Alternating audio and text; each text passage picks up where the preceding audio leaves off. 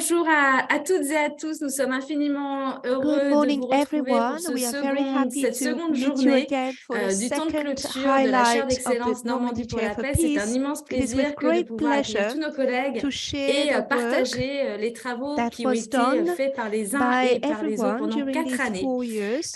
So Hier, we nous had avons eu 5 4 à research 5 lines lignes de which were recherche qui ont presented été mises en avant, yesterday. à So savoir animal ce qui rights, concerne les droits des the rights of animaux, ce qui indigenous concerne les droits peoples, des peuples autochtones, les legal indicateurs juridiques. Et indicators, Alexandra and ARAGAO we nous were a eu able le to see the plaisir video. de montrer We votre had the vidéo. bioethics Nous avons vu line, également la the ligne bioéthique, biorights biodroit, line, and et nous avons we terminé ended avec up l'approche with the One Health et le One travail Health collectif réalisé par le and the professeur work Michel done Prieur. by Michel Et en Prieur. fait, So ce qui a what été mis was en avant, on peut dire really comme put message forward clé yesterday hier, is c'est that it que is c'est une chaire a chair d'excellence of où excellence. la So the responsabilité du responsibility chercheur, is c'est to aussi anticipate d'anticiper the les main grandes issues problématiques of de the notre day, époque, even if they même si are elles sont very complexes, complex, même si elles ne sont even pas if they are not very traditionnelles pour les traditional for juristes. jurists. Et And Alexandra Alexandra ARAGAO, ARAGAO, professeure a professor de of droit de law l'environnement in à l'université de Portugal, Coimbra au proposed to Portugal, join the chair a with a proposé new de rejoindre la project chaire that avec un projet completely qui faisait echoed complètement what écho, we à wanted savoir la to recherche et show. l'innovation juridique responsable. Et on s'est rendu Responsible compte qu'au final, cela research and faisait ethics, and écho this à l'esprit, à echoes the la specificity of the spécificité aussi de structure and the l'organisation, de la structure et topics des thèmes that are brought qui forward sont by the portés Normandy par la Chair for chaire Peace. So d'excellence this is Normandie pour la a paix. Je chair of rappelle que excellence that c'est was une chaire created d'excellence qui a été during the créée lors du second second Forum mondial Normandy Normandie for pour la Peace paix, Forum, qui a été créé à under l'initiative the de la direction région of the Normandie, Normandy region, avec une convention tripartite and together novatrice with avec le Conseil the national de la Scientific recherche Research scientifique, Center of avec France. And l'université this de chair Caen, et que cette is chaire est portée hosted ici here par la Maison de la by Recherche the en Maison sciences de la humaines, et Recherche nous en sommes Sciences Humaines. We aujourd'hui are now dans son in the amphithéâtre. amphitheater Chers of the collègues, nous avons MRSH. l'immense Dear plaisir de colleagues, vous we are very rencontrer pleased to en meet ligne you et online de vous donner and la to give you parole the floor pour to présenter present cette ligne this de line of recherche sur research l'innovation on juridique responsible responsable. Vous innovation. avez You la have the possibilité de vous possibility to exprimer soit express en anglais, yourself either soit en in français, French, soit en espagnol. English, Nous or avons le plaisir Spanish, et nous because now remercions we have de recourir aussi à interpreters that des we interprètes que nous want to remercions thank very chaleureusement. warmly. Alexandra, Alexandra professeure de droit de is l'environnement à l'université de from Coimbra. the Je rappelle que c'est University une ville qui est classée patrimoine commun de Coimbra. l'humanité, c'est l'université So this elle-même is a et c'est un beautiful endroit des and plus a magnifiques. UNESCO Je vous classified cède la site. parole You et have je the vous floor. laisse You are the master maîtresse de ceremony. cérémonie. C'est à Thank you vous. very Bienvenue. Thank you very much, Emily. It is an honor to be here to talk about this research line and to share with you what we have done during these years of cooperation between the University of Coimbra and the University of Caen and the Région Normandie through the Chaire Normandie pour la paix. Well, when I knew that Emily had this share on La Paix and all the research lines that were involved, it seems logic to me that it was important to add some methodological research. All the researchers that were involved in the different lines of the Chaire Normandie pour la Paix were developing research in areas that are very closely connected with sustainable development goals, with the ecological transition, with ethical challenges. But I saw that something was missing, a reflection on how to perform in a more effective way and respecting all the requirements of an ethical, a responsible, and of course, an effective research. And so that's why I thought that it would be important to add our research line that we had at the Legal Institute of the Faculty of the Law of the University of Coimbra, with my colleagues here present, Professor Dulce Lopes, Professor Matilde Lavouras, and several other colleagues to join this initiative to bring together our collective reflection on methodological aspects of research. So in our faculty, what we have done in the beginning, and that was our first approach, was a diagnostic. So we prepared together with young researchers that were at the time working for the Legal Institute of the Faculty of Law, we prepared this long questionnaire on different aspects of research. And we have sent and spread this questionnaire through all the researchers of the Legal Institute, who are researchers in law, but in different branches of law: private law, public law, procedural law, philosophy of law. We received many answers. These answers were analyzed, and this gave us a hint of how responsible, in this sense of being aware of all the requirements of responsible research and innovation in the 21st century, or in the Anthropocene, as you want to call it. So what I suggest to all the academia that is present here, to all the research institutions that are represented in the Chaire Normandy pour la Paix, it doesn't matter whether they work in Europe or outside Europe. What I suggest is that they should carry out this analysis, this diagnostic beforehand, to see whether their researchers are in line or not with these requirements. And allow me to recall which requirements we are talking about. In 2015, the European Commission approved a set of six requirements of what they considered to be responsible research and innovation.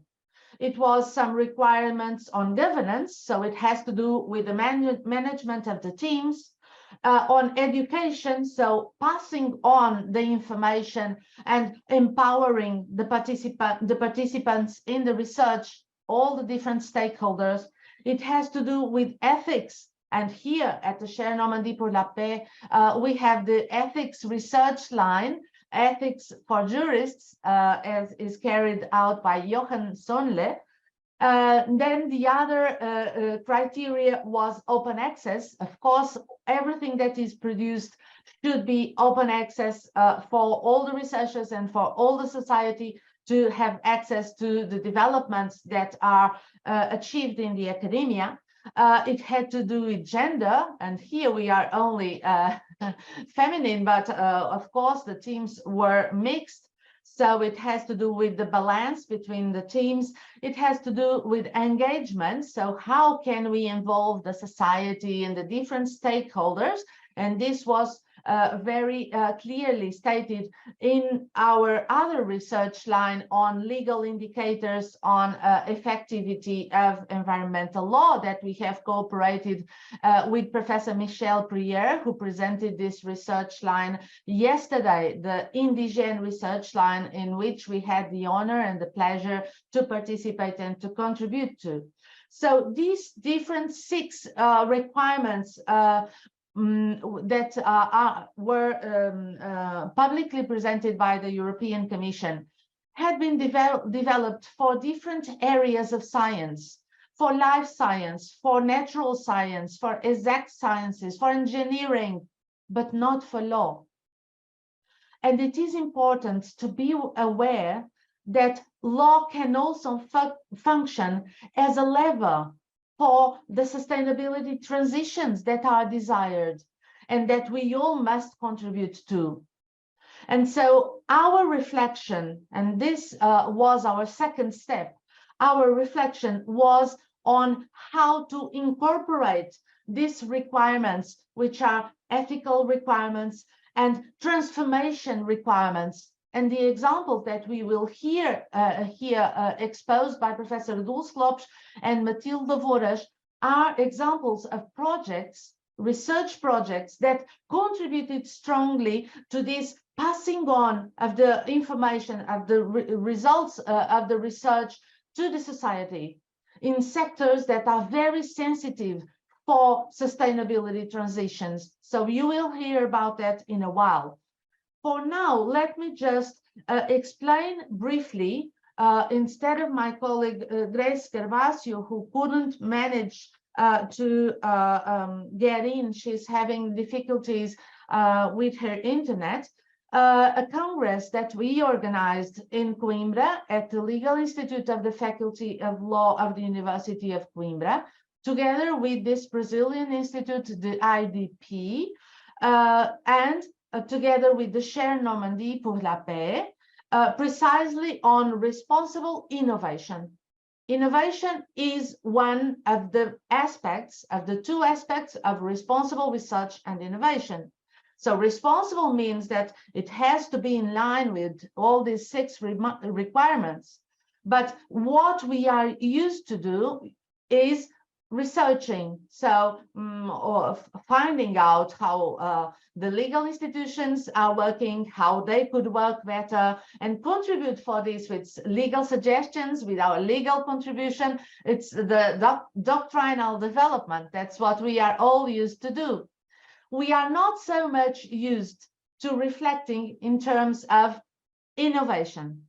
But I think that innovation is now more than a challenge. It is really an obligation. We are all obliged to innovate. The reason is simple. If you do what you have always did, you will get what we have always got. So if you want to do something different, because we have to speed up our transition towards sustainable development, we have, of course, to innovate. And not just innovate in technology and in science, we have to innovate in law. And this is a reflection that must be done in each and every branch of law. And we have to think how we can innovate responsibly, because there is a big responsibility in innovating from a legal point of view, be it in the legislation, be it in the case studies, so in the court cases, excuse me, so in the jurisprudence. Innovation is fundamental to respond to the challenges of the different crises, the climate crisis, the biodiversity crisis, the water crisis, all the crises that we are living. And so in the 15th of June of 2022, we have prepared and organized this Congress in Coimbra. And in this Congress, we had the honor to receive Professor Michel Prieur, who addressed also the subject of legal indicators of sustainable development as a perfect example of innovation, legal innovation, because this line of research has developed a new tool to assess how law can be measured. And Christophe Bastin, who is also present, also taught us, and we learned from him how we can measure law in order to make it more effective. Because it's not just about inventing new laws, it is also about making them more effective and trying to contribute for a fastest, fairer, and more effective transition. So besides Professor Michel Prieur's intervention in Coimbra in June 2022, we had also the intervention of Professor Florent Pratelon from the University of Paris 1, who is a vice president of a Chaire on empreneurism and innovation in Paris. And he talked about how innovation can contribute to sustainable development from an economic point of view. Then we had a professor from the University Carlos III in Madrid, Professor Isabel San Juan, who talked about the contribution of the eco-innovation principle to the Agenda 2030. We had our young researcher, Danielle Galvão, who also is making her PhD on legal indicators for eco-innovation, but related with displaced people, so another research line. And then we heard Professor Emily on innovation for future generations. This is absolutely perfect example of how legal innovation can contribute for a transformation and a paradigm shift in law. So future generations inserted in each and every research line in law, We had also some examples from Brazil. And last but not least, we closed the Congress with the intervention by Professor Matilde Lavouras on economic law and innovation. Well, this was what we have done in the beginning. So first of all, a diagnostic. Secondly, a congress to bring people together and to start to brainstorm on the subject. And the next step was putting it on paper. So in black and white. And we started preparing a book. And it is on the preparation and on the contents of this book that I will give the floor to Professor Dulce Lopes. Please, can you go on, Dulce? Thank you very much. Of course, Alexandra. Hello, everyone that's listening and seeing us through Facebook and in the room. So it's a pleasure to be here, and it's also a pleasure to have been involved with the Chaire Normandy pour la Paix through the work and through the enthusiasm of Professora Alexandra ARAGAO. That is indeed one of the persons that has this issue at heart and is trying the utmost to fill in the Coimbra Academy and the Portuguese Academy and everywhere throughout with this issue of responsible legal research and innovation. So, as Professor Alexandra just said, we were committed into a great deal of outputs. In the analysis part, I was just one of the analyzed persons, so I didn't play that much role. But then afterwards, we as a team within Coimbra and with the other colleagues, as already explained, we started to grow from there, and with the event that was already talked about, and with lots of intermediary talks between ourselves, the idea was to put everything that we were doing within this specific line of research, but also in general within the university and the University of Coimbra Legal Research Institute, to which we belong to define here the scope of a book. So, just one moment.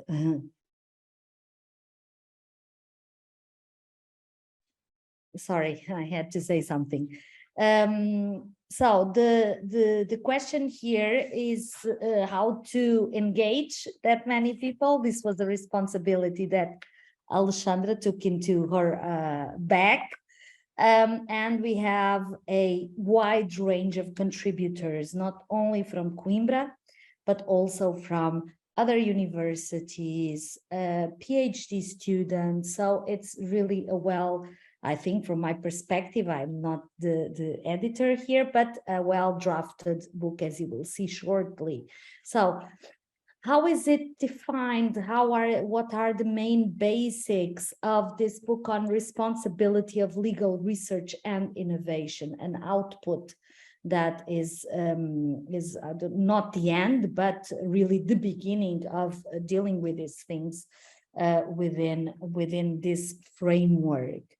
Well, the idea here, as already said by Alexandra, was to bring a little bit the wide research and investigation that is already being done in sciences as a whole, in STEM sciences, and to bring them specifically to law.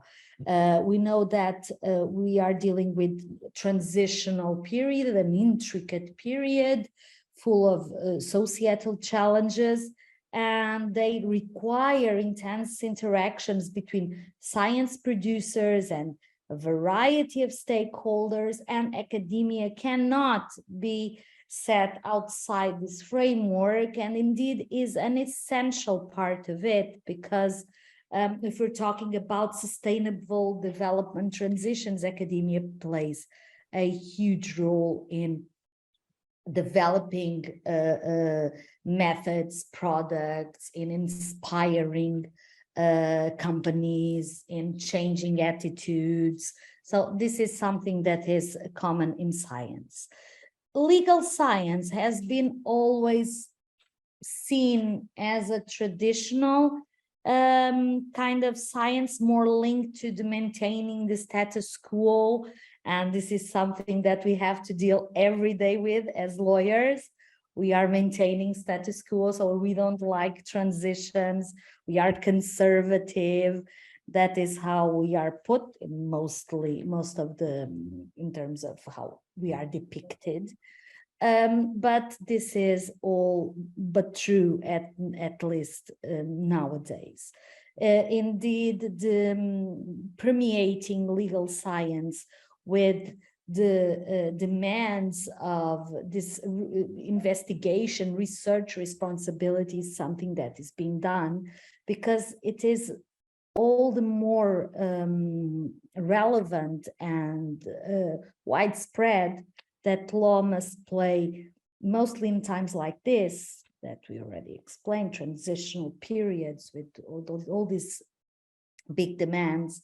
Law must play a transformative role. So in this idea that law should play a transformative role, also in a way to inform good decisions, research that also contribute to sustainable transitions and development, in that part we need to address the question of responsible research and innovation.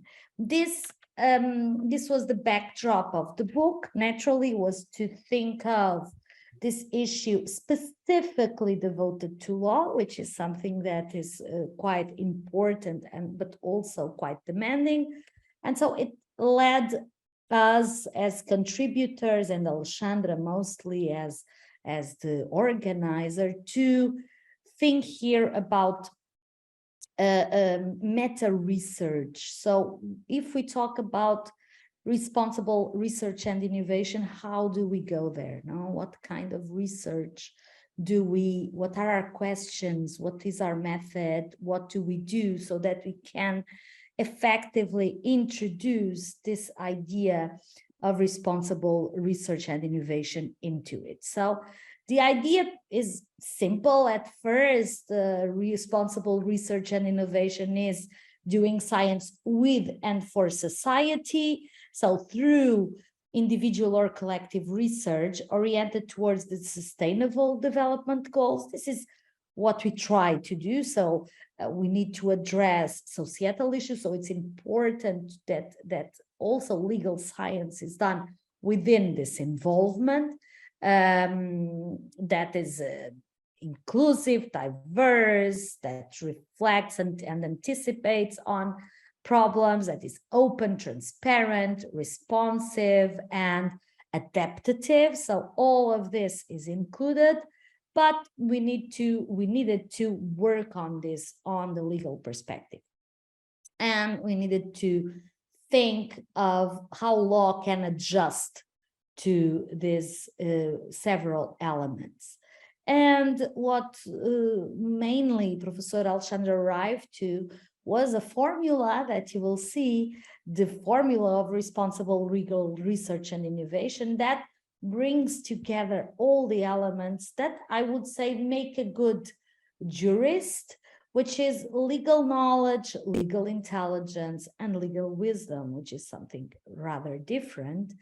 And also that all of these elements should be put together with a responsible attitude, which is being ethically proactive in trying to answer all the challenges that we are facing in order to reach a desired result, which is, I believe everyone agrees, justice, which is also a very important but a very complex term that from our part has to do with naturally trying to achieve sustainability in a sustainable way.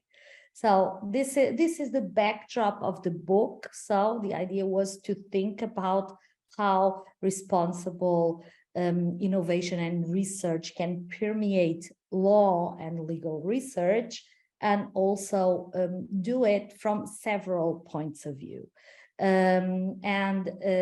These points of view have to do with, I would say, procedural aspects and also material or substantive aspects. From procedural aspects, many questions were posed and tried to be answered either in general or in specific chapters that I will just briefly mention afterwards. So we had to address issues like choosing the research topic, what research topic, how to select it and just address it from a methodological point of view. Basically, we also needed to integrate the stakeholders' point of view into the research, and not only as a destination point, but also from a initiating point of view. So that was very important. This had to do also with the methods that normally legal researchers use. Normally, we use just literature review, which is insufficient for the purposes of responsible research and innovation, because you need to get the stakeholders' position and also their views in through, for instance, interviews, reports on that. So it's very also integrating citizen science. So there's lots of views to do that and forms to do that. And also we had to introduce also an analysis and a reflection. What are the values behind all of this, right? So law at this point becomes more valuative, because you need to understand in each point of research what are the values that are behind that, not only values, interests, of course, but mainly values that we have to understand, that come not only from the idea of law and the principles, but also ethical values, gender, other issues that have to be taken into consideration while research is being done. And then, of course, we had questions of communication, of dissemination, of open access. So also how to do your own platform for making your investigation count. All of this is important in responsible research and innovation. And from the substantive point of view, this is something that is also very interesting.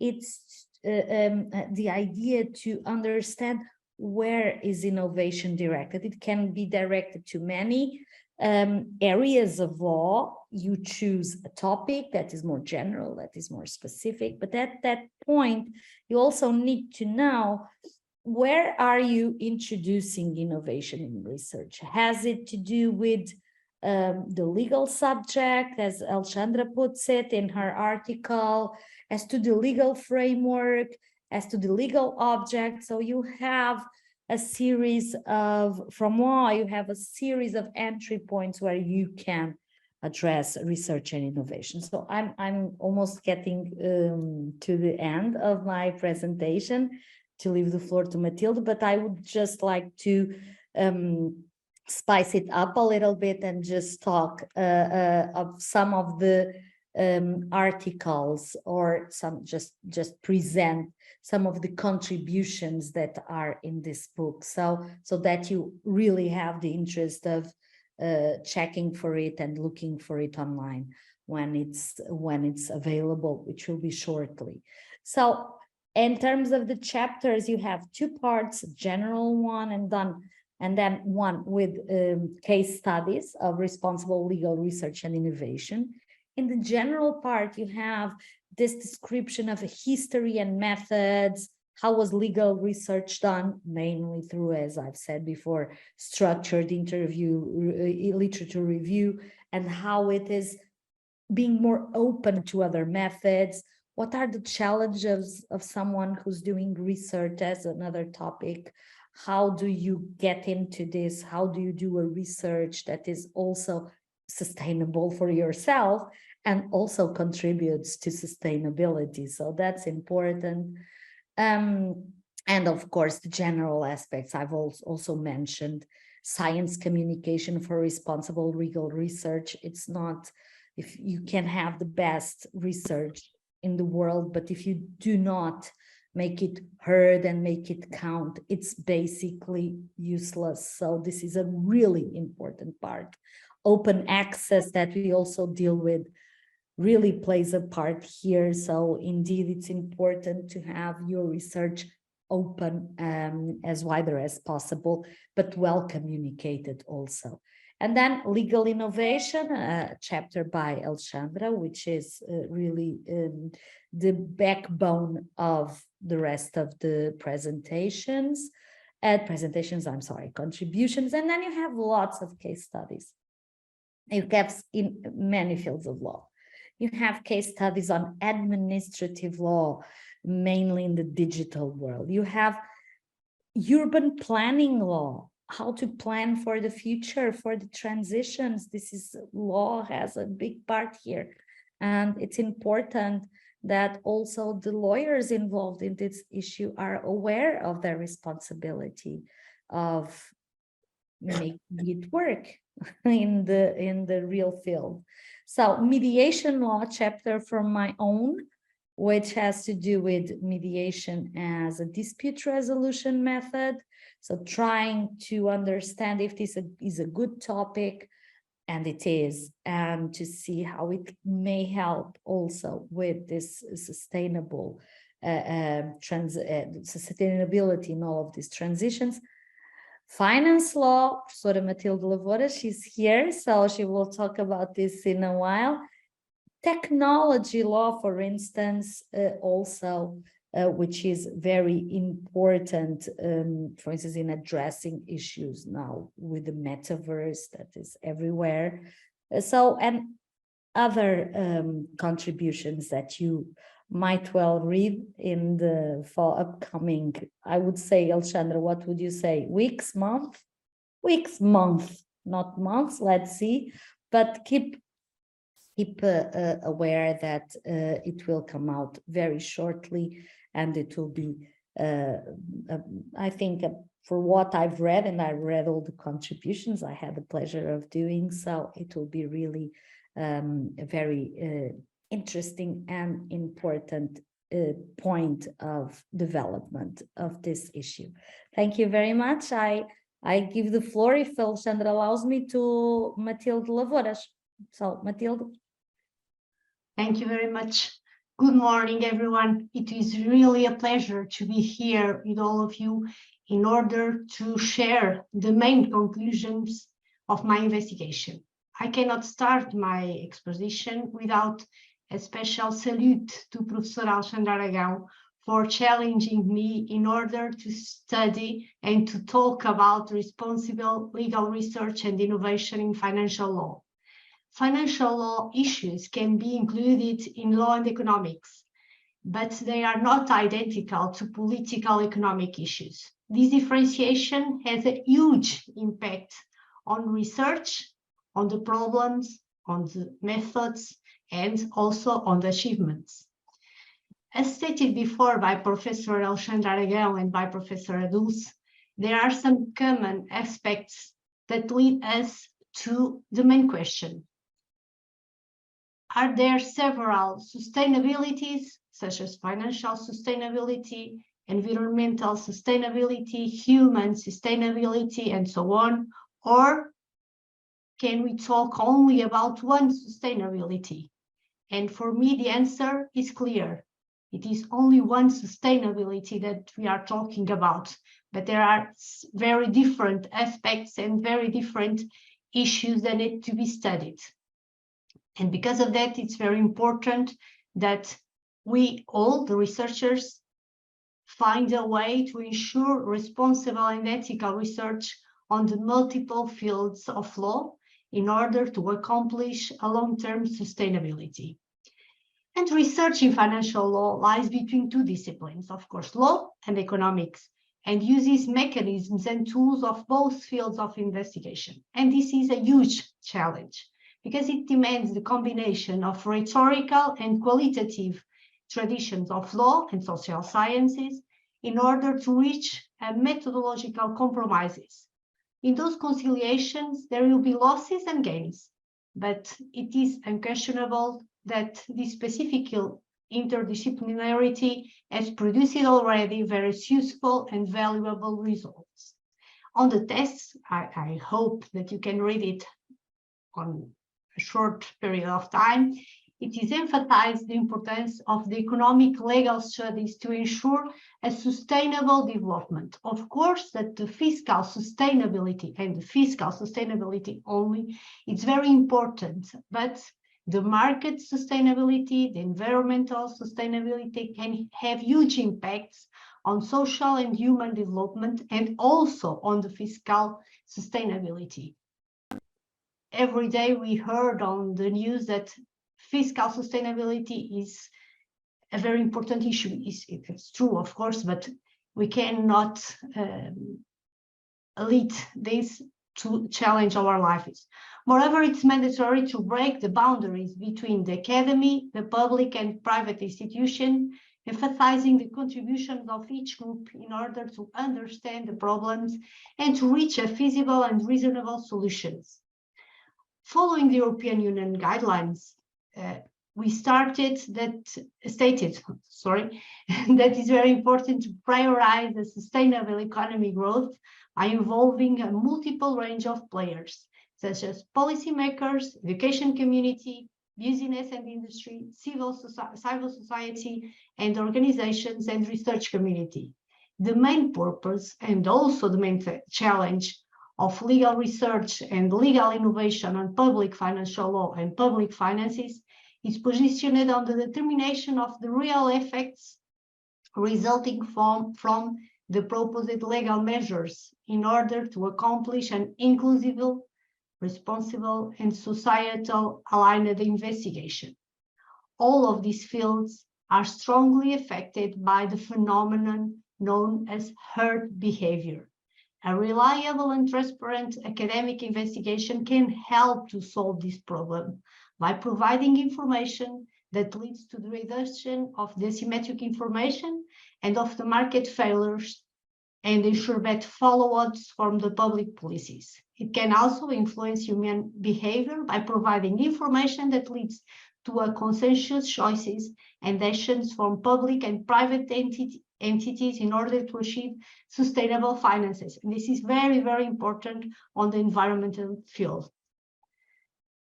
A responsible legal research needs also to be oriented towards the construction of operative solutions for real problems and includes ethical reflections in order to prevent adverse effects of scientific and technical innovation and human actions. Because the effects or the adverse effects can be disastrous and the negative externalities, it's a huge problem on economic field and on public finance specifically, can be avoided by the implementation of preventive actions. It is the measures are more effective if they prevent, because it is an huge externality and cannot be, it can only be avoided, cannot be solved. The emergence of negative impacts and disruptive technology and artificial intelligence became the actual central point of concern, even on financial policies, and the academia need to take into account. By considering different forms of investigation and interdisciplinarity, we might solve the problems that occur by the norms and economic events of human behaviors. This will allow the researcher to argue over which the rule that never serves the public policy, and there are very different approaches that can be mobilized to do that. The most defying assessment is the introduction of empirical legal studies approaches into the investigation. Professor Alexandra has already talked about it, and it is very, very, very difficult to introduce empirical studies on financial law, because the stakeholders are very diverse, and it's not always easy to have those data. But we consider that is a large spectrum of opportunities that link to legal realism and the new realism approaches. So we have different models that we can use in order to do that. And it's because of that that we consider the importance of the introduction or the reinforcement of the formula, such as known as behavioral economics measures and nudges. Shaping choices by using non-coercive instruments and tactics, or by using non-significant material incentives, is not an easy task, but can have a gigantic impact on fiscal policies that will allow the creation of more effective policies and will alleviate the public expenditures and, of course, the tax burden. And that's very, very important nowadays. We are aware that this form of approach, interposition and guidance, is not suitable for all the categories of economic and financial problems. It is more suitable and can have a huge impact on public policies that required a behavioral changes. And it is also important to consider that ethical issues can arise, and autonomy and human dignity need to be granted along all the process, including the implementation phases. No one disagrees that education and information can influence the economic choices and aren't usually unethical and brainwashing and deceiving, but even the most unsuspicious methods can be malicious used or can be used to malicious ends. This is also true on academic research.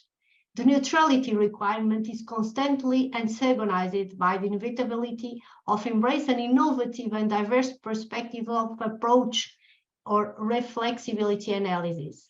At the normal proposals level, one of the levels of the financial law, the neutrality can and should be promoted by and introduced. And acting as influencers, governments seized every opportunity in order to improve the societal adequacy of the lawmaking decisions, and not necessarily in an Hobbesian altruistic way. That does not suggest that it is reasonable or ethical to include incentives in order to achieve a certain goal or purpose. And it is precisely in this specific issue that research in the field of legal economic sciences can have a significant impact, supporting states and individuals on decision-making procedures. But how do we do it? After all, how can one determine the direction of an investigation and its impacts? Knowledge is consistently referred as a transforming practice, and that's very important. Very important. There is a large range of tools that we can be used, but we need to ensure that all of them comply with ethical and social values. The market uses for these purposes information, but information is not always complete, transparent, reliable, and sometimes its disclosure is not possible, or even if it's possible, is not desirable. And non-financial measures, such as a nudge, can be formulated in specific circumstances, and it requires less information, is more neutral, and less intrusive. It is also more flexible to interchangeable and do not require financial costs, because the intervention must be easy and cheap to avoid, and nudges are not mandatory or compulsory. So it's a different approach of the public finance intervention. But of course, a lack of testing possibilities is also an important factor of risk and uncertainty on legal research on finance, public finances. Nevertheless, it's a common problem to other areas of investigation, and in law we have that problem in almost all the areas, but it plays a very important role on the law and economic fields. In addition, it's also very important to consider the paraphernalia of specificities related to the economic behavior, because it can add some interrogations that may be considered very important to the investigation. The phenomena included, among all, the snowball effect, the contagion effect, the moral hazard, or the herd behavior effect. I usually use a Britannic proverb from the 12th century. I will tell it in actual English, but you can read it in his first way of writing. We can bring a horse to the water, but you cannot make it drink. So this proverb reveals the true essence of the problem of responsible investigation and innovation on financial law and legal sciences. We can do whatever we can, but we cannot ensure the results. A perfect solution for that kind of problems, of course, it is to ensure a new product, a new way of vision, but using another expression of another economist, Joseph Schumpeter. She said that the introduction of a new product or service on the market is innovative only when it attracts enough customers to become significantly profitable. Or it can say, so sometimes the most significant gain is the change of the perspective of analysis and not a new product. It can be the same product, you can have the same investigation, but with a new perspective. And on this field of investigation, a feasible way to take this is to change the way that we see it and how we do it. Achieving more than this will take more efforts, and it's a very long-term commitment, and look for the answer to a simple question. Can we achieve any other phases of sustainability without public financial sustainability? An unpretentious and quick answer to that question is no. It is not possible to achieve other dimensions of sustainability in constant scenarios of unbalanced public finance. And in order to do that, we need to involve all stakeholders and ensure an ethical investigation. Of course, a well-versed and understandable approaches can create academic and non-academic environments proper to avoid the introduction of several forms of manipulation of the markets. And these activities will also influence the perception of the public activities to the financial impacts caused by the government activities or by the choices that physical and juridical persons do on their daily basis activities. From that point of view, there are no neutral choices or activities. But if we ensure that the stakeholders understand the extent or the effects of their choices, even the most personal and allegedly irrelevant economic perspective actuations will be very important in order to ensure the sustainability of public finance, of course, but all the sustainable on a large range of issues. Thank you very much.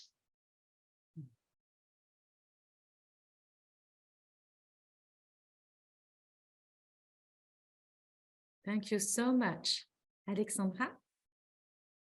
Now, just to say that we are very thankful for the support received by the Chaire Normandy pour la Paix that made this publication possible, and that will help us spread it internationally. So this was a big support and really the opportunity we needed to make this work visible and influential. Thank you very much.